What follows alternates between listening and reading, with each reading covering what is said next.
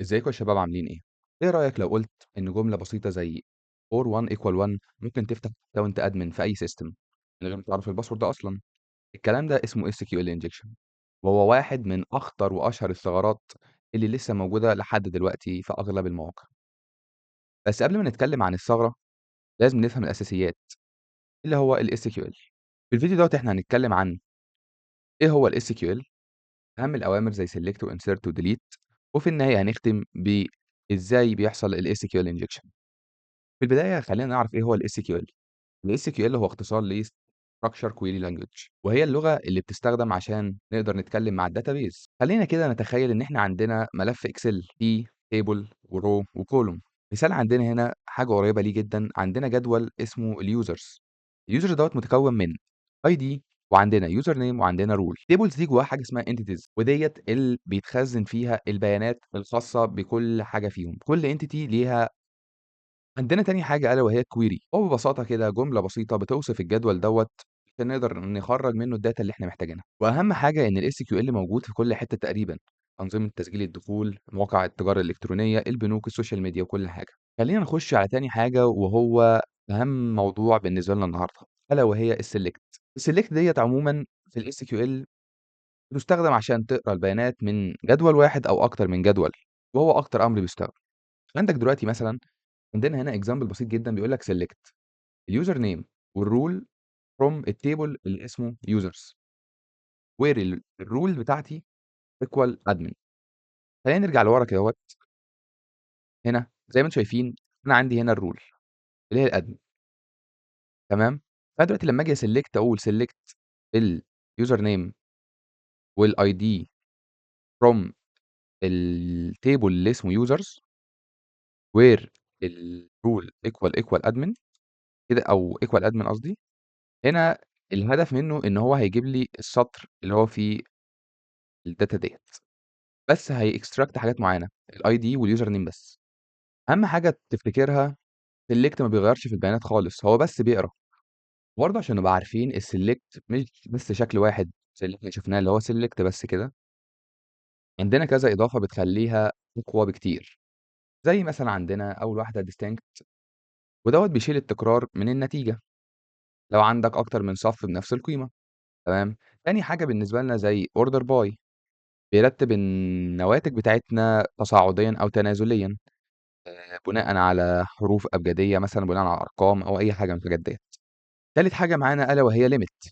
أنا مثلًا بالنسبة لي أنا باعمل select لtable كبير جدًا، أنا عايز بس أشوف منه مجموعة سطور معيّنة آخر 5 أو أول 5 مثلًا، فبيحدد عدد الصفوف اللي هترجع، تمام. عندنا مثلًا الjoin.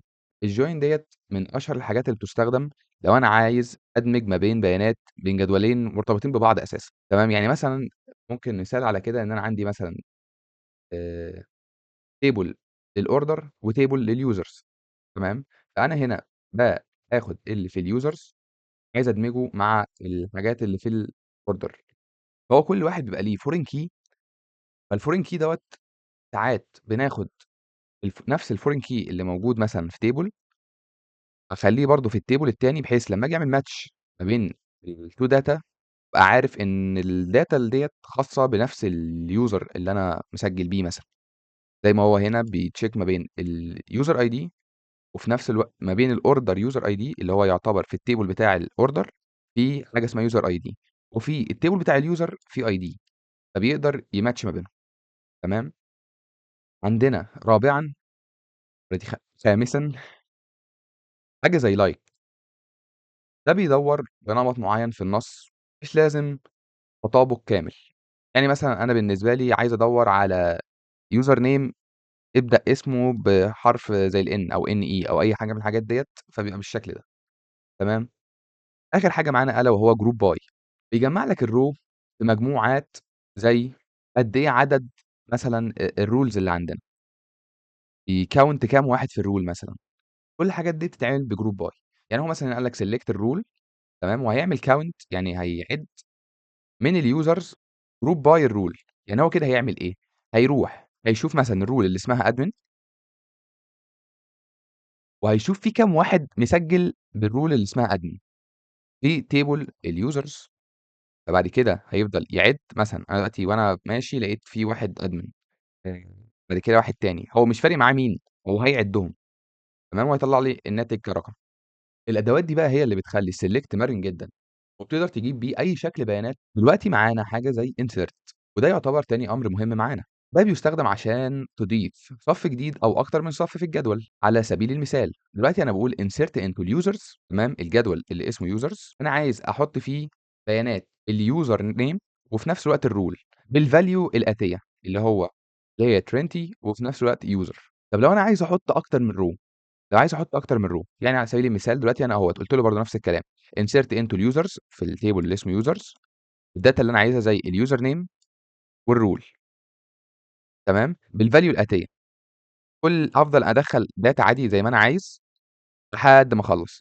لمّا باجي أخلّص باحط semicolon ما بين كل سطر وسطر أنا هاضيف data أخرى، باحط كوما عادي تمام. وبرضه عشان تبقوا فاهمين حاجة زي الID مثلًا ممكن حد يقول ليه ما عملتش insert للID؟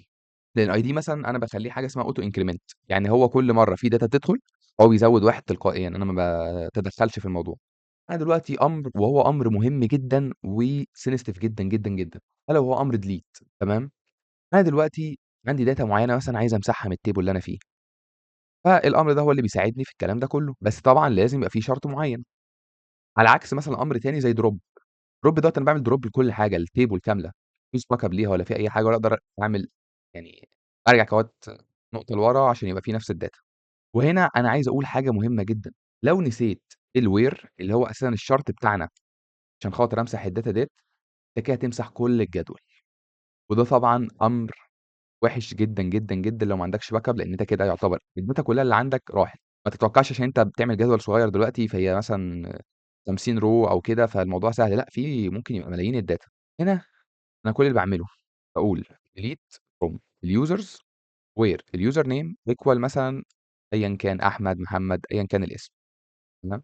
لو أنا طبعًا ما حطيتش الwhere دي زي ما قُلت هيمسح كل الجدول، فده لازم نخلّي بالنا منه لإن دوّة أكثر شيوعًا في أغلب الsystems أو المشاكل اللي بتحصل في system حاليًا.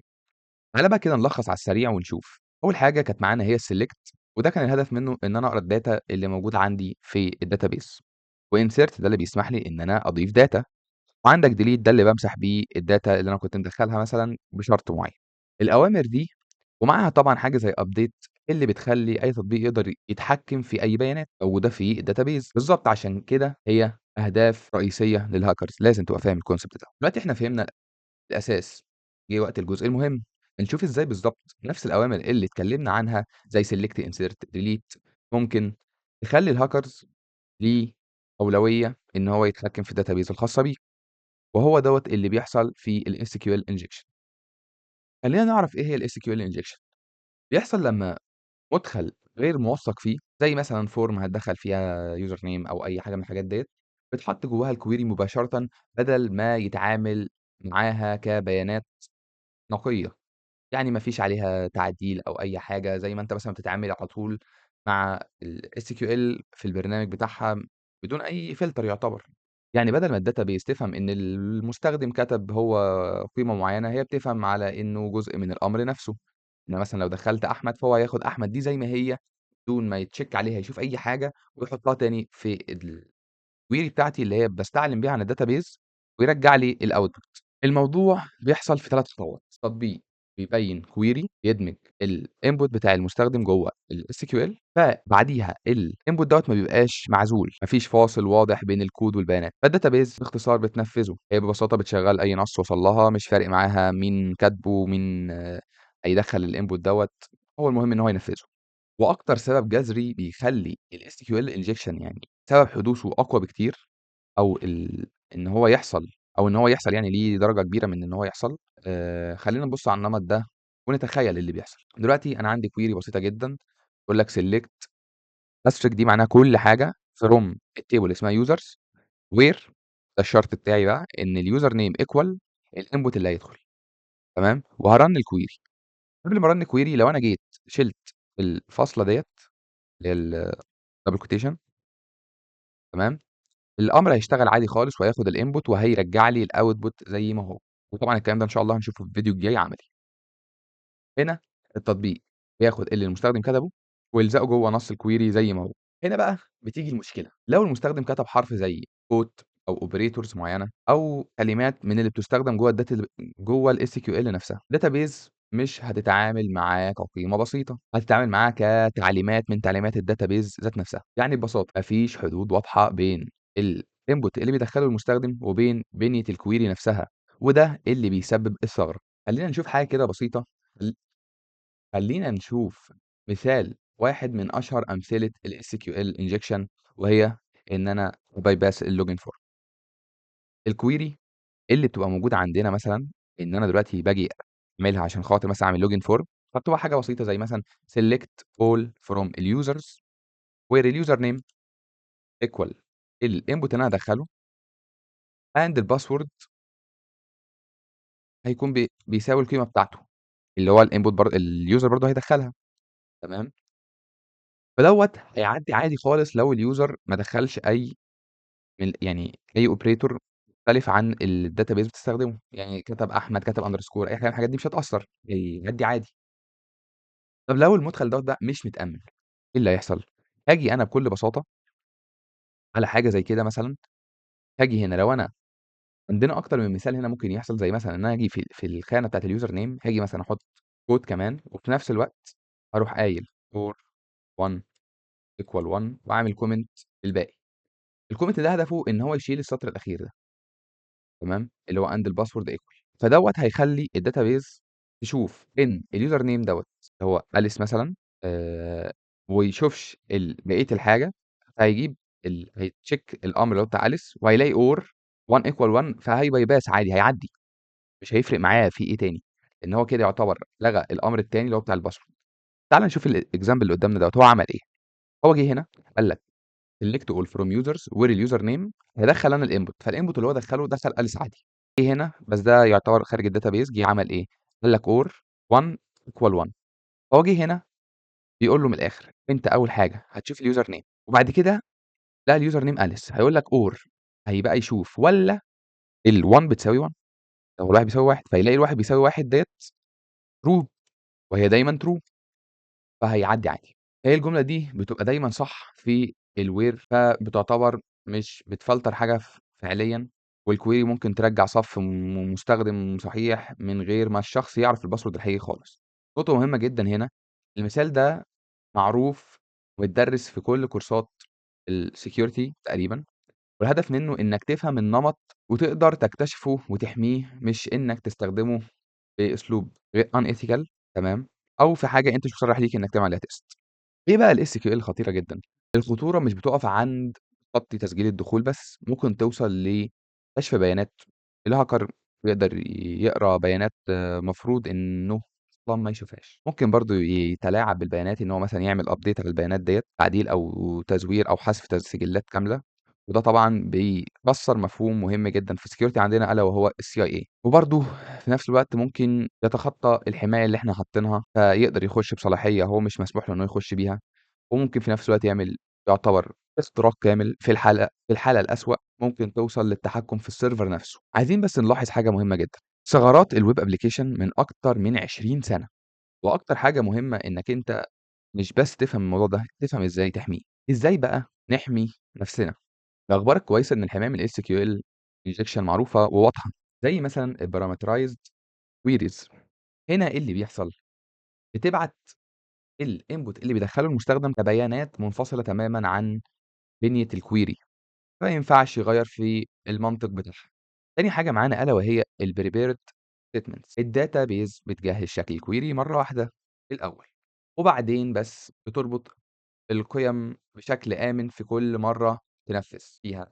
بعد كده عندك حاجة زي الinput validation، ده بيعمل رفض أو بيعمل تنضيف حرفيًا لأي مدخل مش موافق للشكل المتوقع. يعني مثلًا أنا لمّا أحُط quote، أحُط مثلًا semicolon، أحُط أي حاجة من الحاجات ديّة، هو هيحذفها تلقائيًا، مش حتى هيعدّيها كبيانات عادية. آخر حاجة معانا هي الleast privileges، دوّة بيدّي كل حساب في الdatabase أقل صلاحية ممكنة يحتاجها بس. يعني مثلًا أنت user، أنت مسموح لك إنك تعمل كذا، كذا، كذا، يبقى ده أقل حاجة تقدر يعني دوّة بيدّيك أقل حاجة تقدر تعملها فيه. خلاصة الفيديو النهارده بقى هنتكلم كده ببساطة إن إحنا لازم نعرف إيه هي الquery، وكمان أحترم الinput اللي الuser بيدخّله. لو فهمت إزاي الSQL بتشتغل، هتقدر تفهم إزاي بتتكسر وإزاي تحميها صح. لو الفيديو أفادك ما تنساش تعمل اشتراك وفعل الجرس عشان يوصلك كل جديد. مع السلامة.